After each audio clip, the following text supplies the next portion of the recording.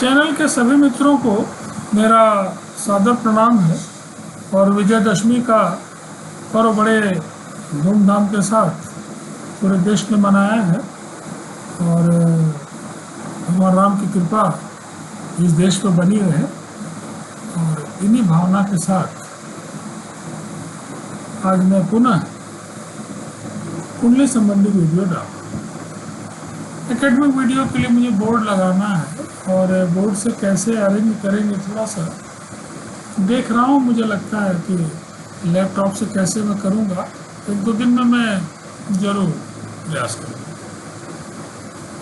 आज मेरा जो विषय है कुंडली के लिए कि आपकी कुंडली में शुक्र की जो भूमिका है, पहले भी मैंने बोला है लेकिन कुछ नए तथ्यों के साथ कि शुक्र आपके लिए क्या क्या कर सकते हैं और शुक्र अगर कमज़ोर हैं तो आप क्या करें। क्योंकि शुक्र की जो श्रेणी है तो दैत्य गुरु, लेकिन शुक्र जो है बहुत ही, शुक्राचार्य जी जो है वो बहुत ही बड़े ऋषियों में उनका नाम है और बहुत सारी खूबियाँ उनके अंदर हैं। राक्षसों के लिए तो वो एक तरह से भगवान ही थे, वरदान ही थे। जब राक्षसों को सारे लोग, कोई नहीं सताना चाहता है, एक कहावत है ना कि अच्छे के साथ तो सभी अच्छा कर लेते हैं, लेकिन बुरे लोगों के साथ भी अगर कोई रह ले बहुत बड़ी बात है, उनके साथ रहना बड़ा कठिन है। तो मैं समझता हूँ कि शुक्र जो हैं, शुक्रदेव जो हैं, उनकी महानता को मैं कुछ मामलों में बृहस्पति के ऊपर रखता हूँ। ठीक है, अच्छों का साथ तो सभी देते हैं। आपकी कुंडली में अगर शुक्र किसी भाव में हो, भाव भी छोड़िए, किसी भी भाव में, अगर आपकी कुंडली में शुक्र मजबूत है तो आपके जीवन में लग्जरी, शानो शौकत, नजाकत, सारी भौतिक उपलब्धि, सब कुछ आपको प्राप्त, सब कुछ। अब सवाल है कि शुक्र की मजबूती के लिए क्या क्या देखें। शुक्र जो है कि नीच और उच्च की दो राशियां हैं जैसे कि बाकी ग्रहों की हैं,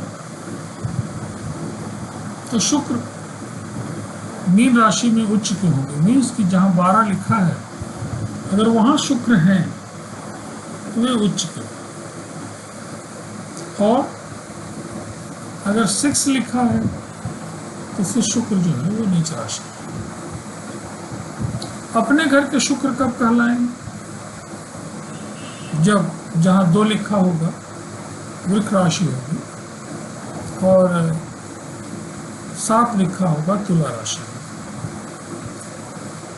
शुक्र से पंच महायोगों में आप जानते हैं कि एक बड़ा महायोग भी बनता है जिसे हम मालव्य योग कहते हैं, और जिन लोगों की कुंडली में मालव्य योग है उनके तो पूछिए।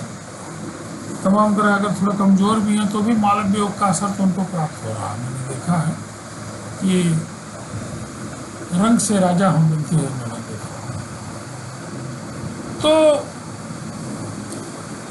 शुक्र संबंधी कुछ बातें कि आपकी कुंडली के किसी भी भाव में अगर शुक्र है या किसी भाव के स्वामी अगर शुक्र हैं और शुक्र अच्छी स्थिति में है, शुक्र आपके शादी के भी कारक है, शुक्र आपके संतान के भी कारक हैं। क्यों? क्योंकि जो संतति के लिए जो शुक्राणु है उनका भी कहीं न कहीं रिलेशन शुक्र से है। शुक्र अगर कमजोर है कुंडली में और खास करके किसी भाव में कमजोर है या संतान भाव के जो स्वामी हैं, या इवन देन पत्नी भाव के जो स्वामी हैं वो शुक्र हों और कमजोर हों तो संतान प्राप्ति में दिक्कत हो। बृहस्पति का अपना रोल है, नो डाउट। संतान सुख को हम बृहस्पति से डिफाइन करेंगे। इवन देन पुत्र प्राप्ति के लिए भी बृहस्पति को हम कारक ग्रह के रूप में लेते हैं। लेकिन शुक्र की भी अपनी कीमत। शुक्र आपको तर्क भी देते हैं, सोफिस्टिकेशन भी देते हैं, सांस शौकत भी देते हैं, वाणी में म्यूजिकल वाणी आपकी देते हैं, प्लीजर वाणी देते हैं कि आप किसी को झल्लाएंगे नहीं। अगर शुक्र अच्छा है आपकी कुंडली में, और खास करके द्वितीय हाउस में अगर शुक्र अच्छा है तब तो फिर पूछना ही क्या, क्योंकि तो धन भाव है काल पुरुष की कुंडली का। और शुक्र अगर तृतीय हाउस में बैठे हुए हैं और अच्छी स्थिति में हैं, उच्च के हैं, तो फिर मत पूछिए। आपकी वाणी भी बहुत अच्छी होगी, कुटुंब के साथ आपका रिलेशन भी बहुत अच्छा होगा, क्योंकि दूसरा भाव कुटुंब का भी है, वाणी का भी है। लग्न में अगर आपके शुक्र है, तो शुक्र प्रधान आपकी कुंडली अगर आपके लग्नेश शुक्र हैं या लग्न में शुक्र बैठे हैं, तो जीवन भर भौतिक वस्तुओं का मुझे नहीं लगता कि अभाव होगा, और अपने पुरुषार्थ से आप उन चीज़ों को हासिल करेंगे, ये भी तय है। पिता के द्वारा भी मिलेगा और अपने पुरुषार्थ से भी आप उसे हासिल करेंगे। तो तमाम लोगों की कुंडली में लग्नेश अगर शुक्र हैं, उनका अध्ययन कर रहा था, तो मुझे ज़्यादातर केसेस में यही मिला कि अगर लग्नेश शुक्र हैं, इवन देन कहीं भी बैठे हैं, तो उसका प्रभाव उनके व्यक्तित्व में, उनके भौतिक संपदा में, उनके जीवन में है। शुक्र जो है किनके साथ बैठे हैं ये भी इम्पोर्टेंट है। शुक्र के नैसर्गिक जो मित्र हैं वो बुध और शनि हैं। अगर बुध के घर में शुक्र हैं या शनि के घर में है या इन लोगों के साथ हैं, तो कंफर्टेबल महसूस करेंगे। मैंने पहले भी बताया है कि कोई भी ग्रह अगर कंफर्टेबल है तो आपकी मदद करेगा। कोई भी आपका भौतिक जीवन में भी अगर आप देखें, कोई आपका मित्र है और वो सुखी है अगर, तो आपकी मदद ज़्यादा से ज़्यादा करेगा। लेकिन अगर वो खुद ही बहुत पीड़ित है, दुश्मनों से आक्रांत है, घर से निकलना उसका दूभर है, परेशानियों से घिरा हुआ है, तो हृदय में आपके प्रति अच्छा भाव रखने के बाद भी भौतिक रूप से, शारीरिक रूप से वो आपकी मदद नहीं कर पाता है। वही हाल है ग्रहों का। ग्रह अगर अपने मित्रों के घर में है, नो डाउट मित्र में नैसर्गिक मित्रता को मैं विशेष महत्व देता हूँ। हालांकि तात्कालिक मित्रता भी है और भी मित्रताएं हैं, लेकिन मैं सबसे ज़्यादा महत्व नैसर्गिक मित्र को देता हूँ। ये कहते नहीं, ये तो मेरा जन्मजात मित्र है, इससे क्या छिपाना है यार, ये लंगोटिया यार है, बचपन का मित्र है, पैदा हुआ तब से मेरा मित्र है। उसकी कीमत अलग है। तत्कालिक रूप से कोई मित्र बनता है स्वार्थवश, तो उसकी भी कीमत है, लेकिन अलग है, शॉर्ट टर्म में। लेकिन अगर कोई आपका नैसर्गिक मित्र है, आप ग्रहों को अपने भौतिक जीवन की चीज़ों से रिलेट करिए। मैं क्लास में भी जब पढ़ाता था, अभी भी पढ़ाता ही हूँ, तो मैं उदाहरण के स्वरूप बहुत सारी चीज़ों को कोरिलेट करता हूँ। मैं कुंडली में भी देख रहा हूँ, जो मैं इंटरप्रिटेशन करता हूँ उसमें मैं भौतिक जीवन या जो सांसारिक जीवन, इनकी चीज़ों से मैं उसे कोरिलेट करता हूँ, ग्रहों को भी कोरिलेट करता हूँ। अगर नैसर्गिक मित्र कोई ग्रह है, उसके साथ है, तो एंजॉय करेगा। मैं फील करता था कि स्टाफ रूम में भी एक आध मेरे नैसर्गिक मित्र टाइप के हैं, उनके साथ मैं घंटा 2 घंटा पूरा दिन बिता देता था। मन्नान साहब थे, उनके साथ मैं दिन भर पड़ा रहूं, फर्क नहीं पड़ता, अच्छा लगता। कई एक मित्र कहते थे, अरे भाई मैं तो आया हूँ, आधे घंटे में ही तुम मुझे हटाना चाहते हो, उठ के चले जाते हो, 20 बार पेशाब करने चले जाओगे। लेकिन ये मन्नान साहब में क्या है कि जो इनके साथ पड़े रहते हो हर दिन। तो क्या है, ये तो स्वभाव की समानता मित्रता का आधार प्रेमचंद ने कहा है, लेकिन जरूर कहीं न कहीं मैं कोरिलेट करता हूँ मेरे नैसर्गिक मित्र। ऐसे ही अगर कोई ग्रह अपने नैसर्गिक मित्र के घर में है, अगर शुक्र के साथ बुध हैं, शनि हैं, उनके मित्र लोग हैं, तो शुक्र आपकी बहुत मदद करेंगे कुंडली। शुक्र अगर इन लोगों के घर में है तो भी मदद करेंगे। शुक्र अगर अपने एनिमी के घर में है तो नेचुरल है कि जब अपनी प्रॉब्लम में होंगे तो आपके पास स्नेह में तो रखेंगे, लेकिन भौतिक रूप से आपकी मदद नहीं। और तब उनको मजबूत करने की आवश्यकता है। जैसे कोई आपके मित्र हैं, आपकी मदद तो बाद में करेंगे, पहले आपको उनकी मदद करनी है। किसी केस में फंसे हैं तो ठीक है, वकील के साथ, उनके साथ वकील के यहाँ जाना है, पैसे रुपए से थोड़ी मदद करनी है, नहीं कुछ तो उनके साथ जाके मॉरली आपको मदद करना है जिससे वो लड़ सके। वही हाल है कि अगर कमज़ोर हैं तो जो उनके उपाय शास्त्रों में बताए हुए हैं, मंत्रों के द्वारा, स्टोन्स के द्वारा, जो छोटे छोटे, जिसको आप टोटका कहते हैं, ये टोटका नहीं, ये हजारों वर्ष के रिसर्च के बाद की चीज़ें हैं, आप समझ नहीं पाएंगे उसको साधारण। ये आपकी समझ के परे है। साइंस रोज खोज तो रही, लेकिन क्या है, जैसे मैं केमिस्ट्री में मुझे लगता है कि मैं एक बूंद भी हूँ कि नहीं हूँ भगवान जाने, वही हाल है साइंस का भी, कि नेचर की तमाम घटनाओं का साइंस कितना पटाक्षेप कर रहा है, उसी में दिन रात लगा है। लेकिन ये नहीं साइंस कह सकती कि मैं सब कुछ एक्सप्लेन कर पा रहा हूँ। विश्व की तमाम ऐसी घटनाएं हैं, एक नहीं अनेकों घटनाएं, हजारों हजार घटनाएं हैं जिसमें साइंस अपने को असहाय महसूस कर रही है। इवन देन मैं बुरा नहीं मानता, बहुत बड़े बड़े मेरे पास डॉक्टर लोग जो बहुत बड़ी, जिनका नाम है, और पता लगा कि अपने घर के केस में या बाकी तमाम केसेस मुझसे राय लेते हैं कि साहब सारी दवाएं फेल हैं, सारा उपाय फेल है, सारे टेस्ट फेल हैं, क्या करूं चिल्लाते रहते हैं, इस तरह कहते रहते हैं। मुझे लगता है कि कोई न कोई ऐसी बात है जो डॉक्टर को भी नहीं पता। छोटे छोटे जो आप उपाय देखते हैं, टोटका देखते हैं, काला धागा बांध लो, काला टीका लगा लो, ये कर लो, सबके महत्व आप देखें कि बाद में उसी पर लेख आने लगते हैं।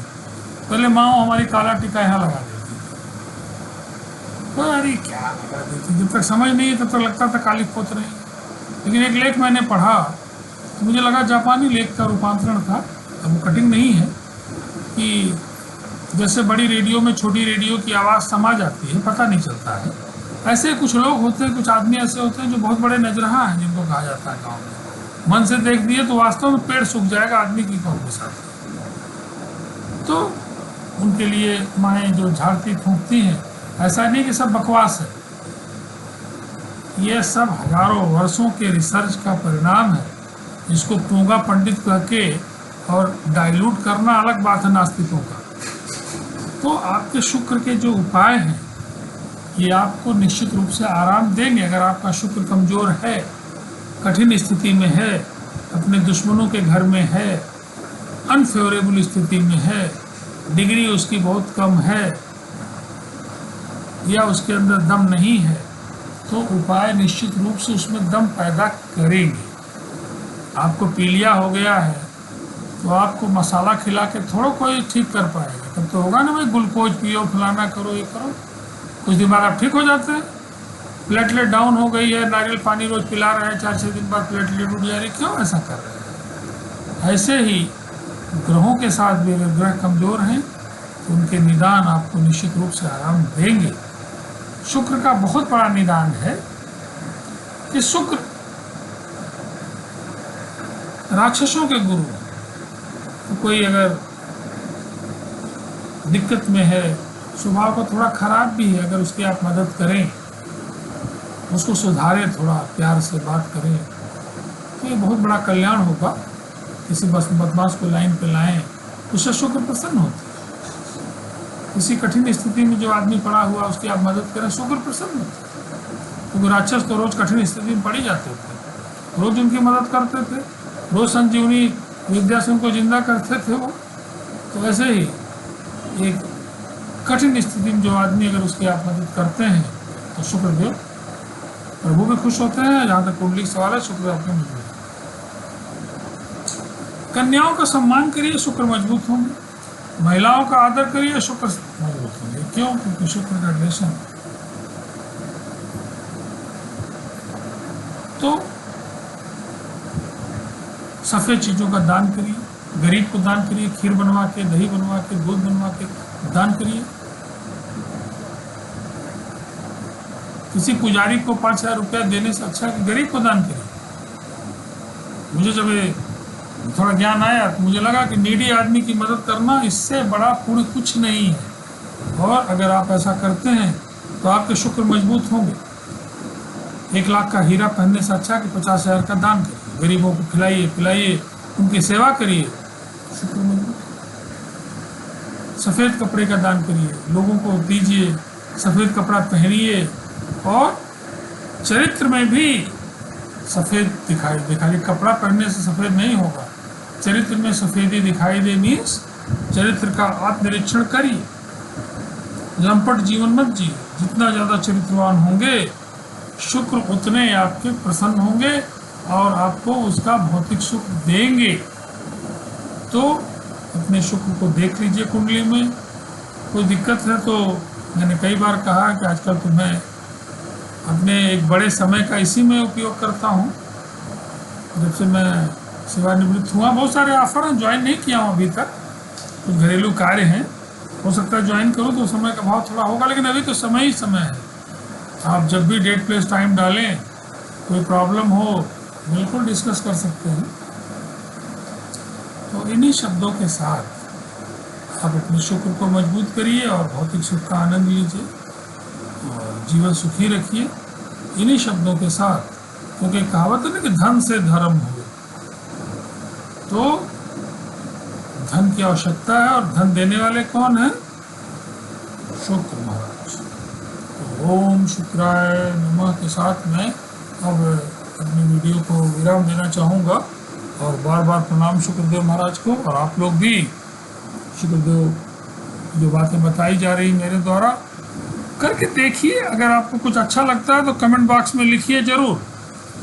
क्योंकि कोई छात्र जब क्लास में कुछ बताता है, कहता है, तो अच्छा लगता है। ऐसे ही मैं जो कुछ बोल रहा हूँ, आपको अगर अपनी कुंडली में सटीक लगता है और इन उपायों के द्वारा आपको कुछ आराम मिलता है तो ज़रूर आप कमेंट में लिखिए। बड़ी प्रसन्नता होगी, मुझे ऊर्जा भी प्राप्त होगी। तो बहुत बहुत वो भी एक गुरुदक्षिणा है आपके लिए। तो बहुत बहुत आप सभी को पुनः प्रणाम है और धन्यवाद एक सुखी जीवन के लिए। कि शुक्रदेव आप लोगों के जीवन को प्रॉस्परस करे। इन्हीं शब्दों के साथ मैं अब आज इस वीडियो को बंद कर रहा हूँ। बहुत बहुत पुनः एक बार धन्यवाद आपको।